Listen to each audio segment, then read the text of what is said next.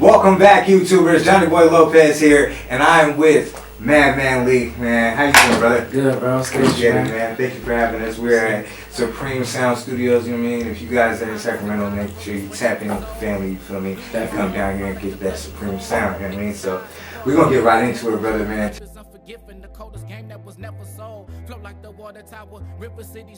I'm from Sacramento, South Sacramento. Been here my whole life, you know. I put on for the South, Elk Grove, that whole area, you know. So I got my name just based on like when I first got it, I had just made a Twitter account and I just was like, man, I need something catchy. And that just was the first thing that came to mind. I always liked the 3-syllable joint. That's just a thing that's catchy to me. Madmanleek, the 3 pattern type thing. And then once I gave myself the name, it kind of just started dwelling within me, like the madness and everything just started to make sense, and it just became kind of like part of my persona, you know. I like to look at it as like the madman, you know. I deal with, you know, internal struggles and external struggles and battling with the person you want to be and the person you are and stuff like that. That's what I call experiencing madness, and that's just kind of the essence of the name. That's dope.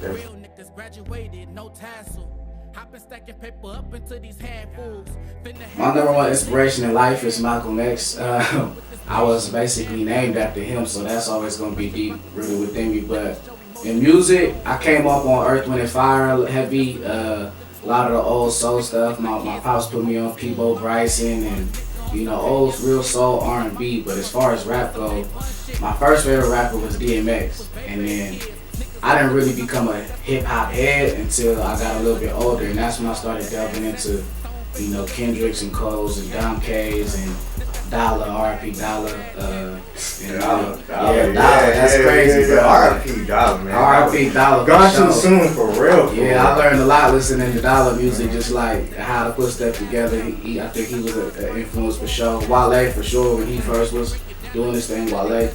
Crazy with it, still to me one of the most innovative with the rhyme patterns.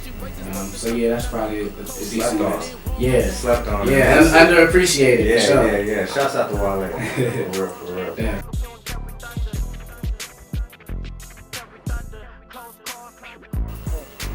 Pop, Jay, Ye, Kendrick, 3 Stacks. That's my 5. I think we're twins, ladies and gentlemen, because that's my 5. All bro. 5 of those get a green light from me. Yeah, and it's hard because it's hard to do a top 5 without putting Nas in there, but it's just like 3 Stacks for me. You know what I'm saying? Just did so much more with the, you know, just the sounds and everything that I prefer to listen to his catalog, you know, first. You know, I still love Nas, but I prefer to listen to 3 Stacks album, you know, on repeat. Yeah, I feel that.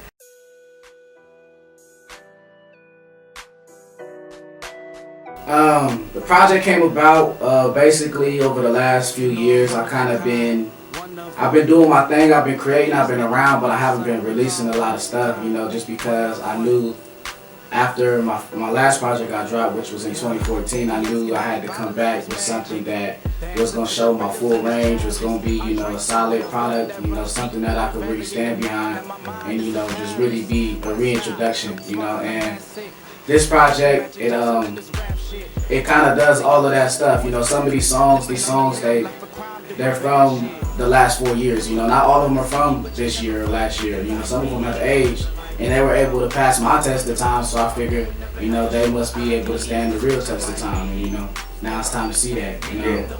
You know, I chose the name Jewel of the Valley because I feel like, you know, just this whole region, you know, Sacramento included, but, you know, just going all the way throughout the valley, you know, the Central Valley, San Joaquin, you know, NorCal, Central California is a region that gets overlooked and slept on a little bit just based on, you know, for a multitude of reasons. We can throw out different reasons why, but I wanted to put out a project that let it be known that, okay, we can do stuff from here that can be accepted on a wider scale. I wanted it to sound like it didn't necessarily come from a region, you know. We're NorCal, we're not the Bay though, you know. You don't know what we sound like because we don't have a sound that's generally accepted as it sounds like that. So I wanted to do something that was its own unique sound. Yeah.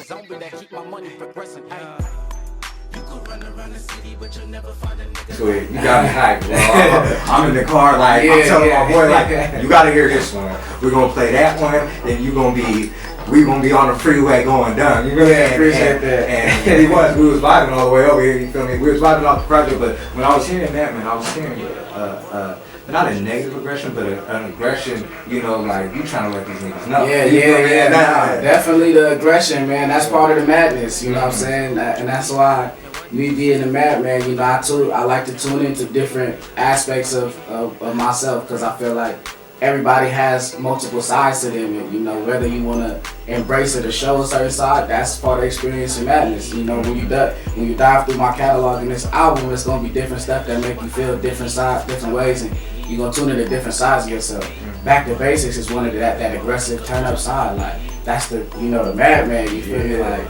And my partner Casey Beats on the production on that, once he set the tone, he played that for me, and I was like, I instantly just knew I was like, okay, like, this gonna be iconic, you know what I'm saying? Like, it's really like, just the hook and the way it vibed together, it's like, I just wanted an iconic type track with that one. Yeah, and I mean, it does, it got that big sound, you feel me, the flow is heavy on it, you know, what do you call it, just, and the way you're flipping the syllables in there, you know, I like the way you do it, you know, you even have a little bit of notes of bone in you. I've heard that. And I like that. It's a legendary sound. You feel me? So like when I hear it, you know, and I just like, okay, it's not fully like them, but it has little tones of it, and you know, and I like that. You know, being able to hear a tone from the past and mesh it into what's present. You know, it's so dope. You know, so.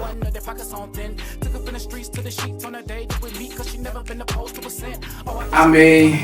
It's cool. I mean, I don't mind it. It's just certain moves that bother me. But at the end of the day, when you look at how the owners is treating the players, I can't. It's hard to even really blame cats for what they doing now, all teaming up and stuff like that. Because at the end of the day, you gotta get your money, man. You gotta go. If the ring is what you need for your legacy to be solidified, then you gotta do what you gotta do. You know, everybody gotta make that decision on their own. I'm still never gonna forgive KD because I'm a Russ fan. I feel that. I'm riding with Russ to the death. You know what I'm saying? I don't care what nobody says. So you know, until he bring something to OKC, I ain't messing with him. But you know, other than that. Hey, that's cool. You heard that. KD, you gotta go back. Come on, man. You lucky base God lifted your curse. Oh my goodness, you know what I'm saying? That's a real thing. That's a real thing too. Man. People think it's a joke about that base I'm saying, he lucky he got it lifted because bro, it was gonna be bad for bro. But you feel me? Be blessed, Steve, so I'm gonna let him live. How do you feel about the whole like Kawhi thing? He's very unhappy in San Antonio, you know, voicing it multiple times. You know, it seemed like his, you know, exit out didn't go as smoothly as, you know, most players tend to go out, you know, so why do you think it played out that way, you know? I think it was a rough situation because him being a franchise player, the organization, Pop, should have been able to go to him rather than having the players go to the media and kind of speak on their situation. You know, I think that's what really bothered me a lot. You know, Tony Parker and Ginobili speaking to the media, talking, you know, oh, Kawhi's not even really hurt, that type of thing. I think he kind of just felt betrayed about that.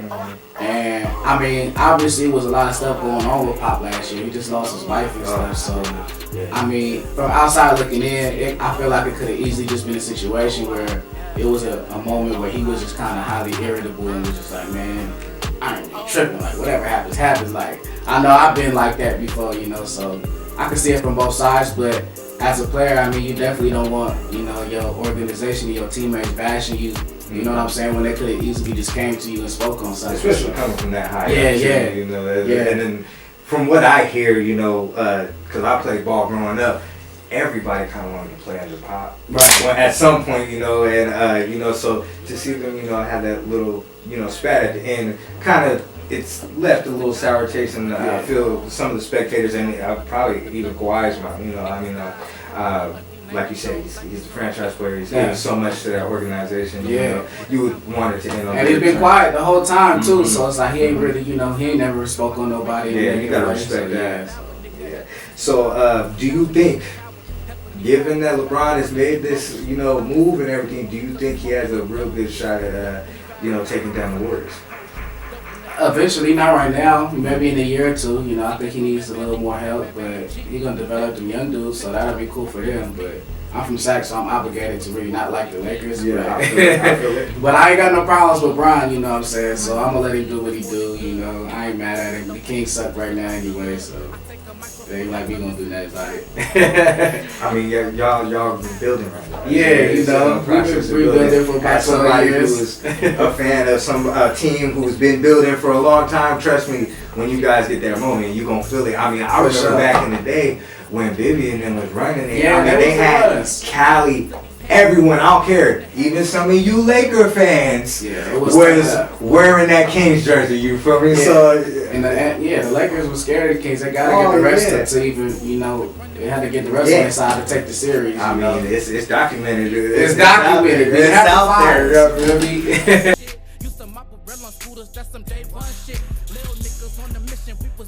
Well, off top by default, it has to be the Madman OG. Okay. And I ain't gonna lie, when I first got a hold of it, it looked beautiful and it had the smell too. And then I smoked it and it really lived up to the name. And I was like, I gotta keep some of this on me. Like, you know, before that, I liked the Thin Mint cookies. I like the sherbet, and of course the gelatos, all those exotics, but the Madman OG just fit me, and it had the right name, and it just worked for me. So I like the Madman OG. Madman OG. So when y'all out there and y'all looking for some dank, I'm gonna need y'all to, you know, purchase that Madman OG. The man is saying, you feel me? It's gonna put you on your ass. You're gonna be feeling good. You're gonna be feeling lovely.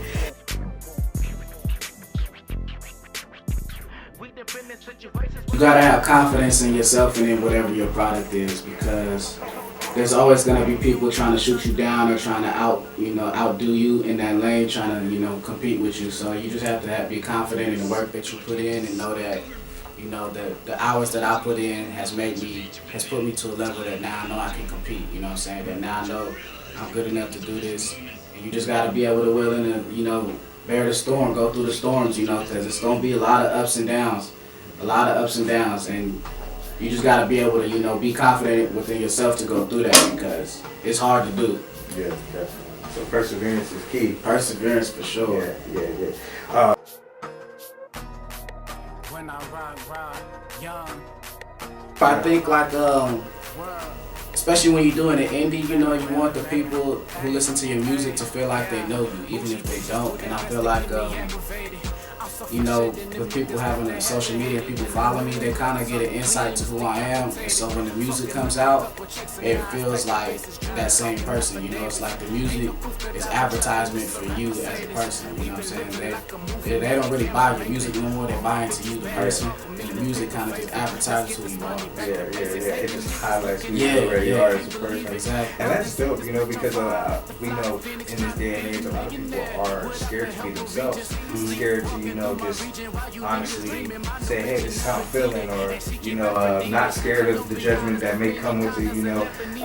And I commend you for that, you know, because like, in this day and age where it's kind of saturated, you know, everybody's kind of doing the same thing, you know, so to see a refreshing face, you know, doing something, and you've been working hard, you know, like you said, it's a 4-year project in the making, you know, it must be, you know, very fulfilling to get this project down, you know, and I've only heard great things about the project, you know, so I'm excited to see what you got going forward. The realest bougie bitches do their best to get me aggravated. I'm so fresher than them niggas that they have. A lot, man. I mean, I wanna definitely we're working on following up right now, so you know, there's music in the works unreleased that's just waiting in the tuck right now, you know. Like I said, I told people the other day, you know, I took a hiatus once and I'm not doing it again, you know. Once I dropped this project, that was to tell y'all that I'm here to stay, you know what I'm saying? So I'll definitely be following up.